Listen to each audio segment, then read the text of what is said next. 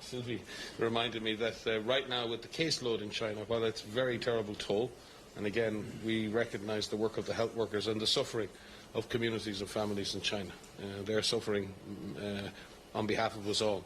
But there is an opportunity to test drugs, and already at least one clinical trial is underway, and we're working with Chinese scientists on further clinical trials that will allow the immediate testing of drugs in that setting, and the results again of those trials will be available in time to guide clinicians in other parts of the world. So again, that's another important strand, and again a further and complete understanding of the source. As I said, a presumption of the source is a dangerous thing, because even if we were successful in this attempt to confine and contain the virus, if we don't know the source, then we're equally vulnerable in future to a similar outbreak, and understanding that source is a very important next step in the strategy. Very much.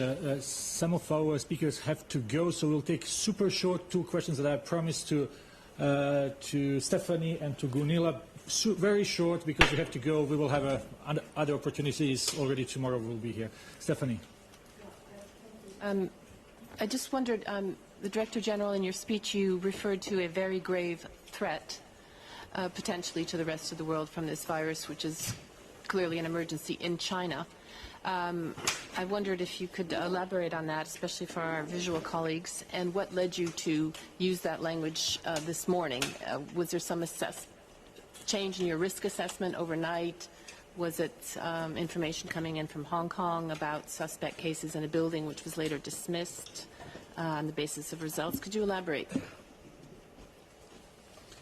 No, the issue is about the use of the window of opportunity.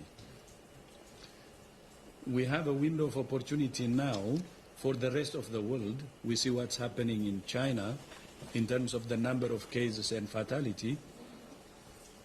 So if we don't use the window of opportunity we have now, if we don't operate with a sense of urgency, there could be a serious consequence. That's what I meant to say.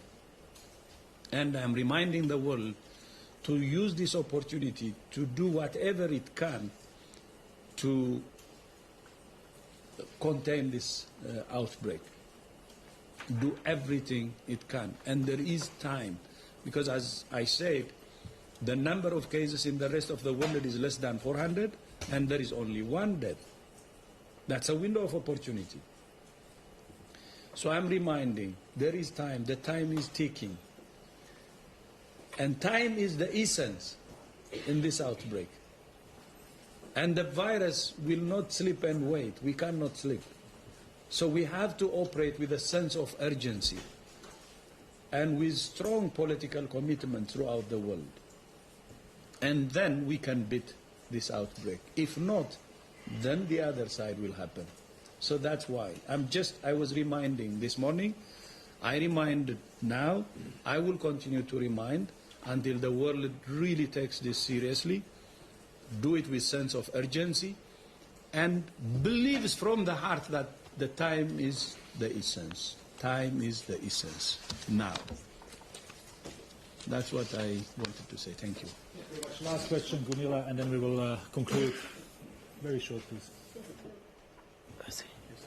Yes, hello, Gunilla von Hall, Swedish Svenska Dagbladet. I have a question about the British man who obviously infected 11 people while he traveled across the world. What does this tell you, this case? Does it tell you that the virus is changing in any way, it's mutating? And how can countries prepare for these kind of cases and this kind of spread?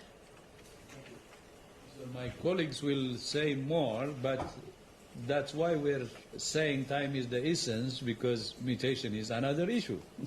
Crosses every host, then you know what happens, and everybody knows. So that's why we say time is the essence again, but I would be happy if our colleagues could say, and mutation be one of them. I really wish we could refrain from personalizing these issues down to individuals who spread disease. This is deeply, deeply unhelpful.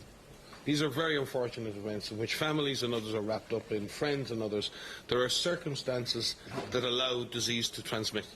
People are not at fault. They are never at fault in this situation. So let's be extremely careful here. It's really, really important that we don't attach unnecessary stigma to this. This is an unfortunate event, and there are circumstances around the way in which disease may have been transmitted, and there may be other clusters like that. This is by no means, and compared to other events, a massive super spreading event. This is an unusual event, and it is a wake-up call because there may be other circumstances in which this disease can spread like this, and we need to study those circumstances for sure. But it doesn't change our overall assessment. And again, I cast your minds back to SARS. When we had the Metropole Hotel, everyone said it's all over, it's global now. And then we had the Amoy Gardens, and everyone said it's all over, it's in these buildings, and that's it, we can't be stopped, right? And it's important that we stop when we have those events. The cruise ship issue in Japan at the moment. And these unusual events offer an opportunity to study the virus, but none of them individually change the overall risk assessment.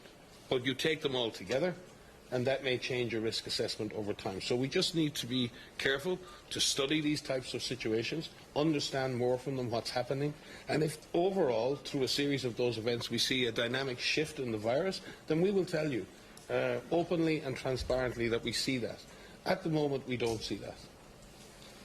Thank you very much. We will conclude here. Thanks to everyone watching us online, dialing in by phone, watching us on our Twitter account. We will have audio file very shortly and transcript likely tomorrow morning posted on our website regarding tomorrow press conference on emergency committee on Ebola outbreak in DRC and the end of research forum. We will send a note either tonight or tomorrow morning. So thank you for being with us and have a nice day.